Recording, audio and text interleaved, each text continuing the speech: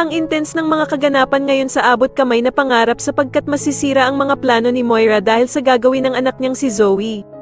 Dito nga matapos kausapin ni Doc Robert si Zoe ay bigla itong makokonsensya kaya naman ay patatakasin nito ang kanyang lolo Pepe.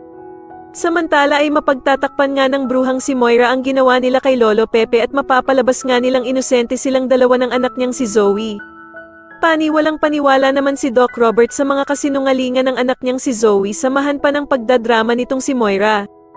Dito nga ay magugulantang sila Giselle at Doc Robert dahil sa mapapanood nila na pagpapahirap ng mga tauhan ni Moira sa ama nilang si Lolo Pepe. Kitang-kita nga nila ang panglulunad sa kanilang ama sa isang drum at kung paano nila pahirapan si Lolo Pepe. Hindi naman makapaniwala si Annalyn sa sinasapit ng kanyang Lolo Pepe kaya naman ay wala itong magagawa kundi ang umiyak sa sobrang awa dito.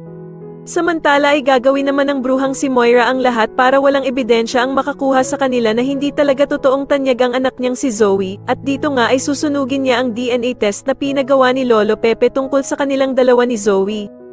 Sa kabilang banda naman matapos ngang mapalo ni Harry ang isang tauhan ni Moira, ay hindi naman ito makakaligtas sa isa pang clown na namasok sa bahay nila Lynette. Dito nga ay maririnig ni Lynette ang mga plano ng tauhan ni Moira na matapos nga daw nilang makuha ang mga pera ni Carlos ay kailangan na nga daw siyang isunod na patayin. Samantala ay makikipagkita naman itong si Doc Robert kay Bala Hadje upang ibigay ang hinihingi nitong pera kapalit nga daw ng buhay ni Lolo Pepe. Ngunit kailangan nga daw pumunta ni Doc Robert ng mag-isa dahil kundi daw ay maliligo itong si Lolo Pepe sa sarili nitong mga dugo.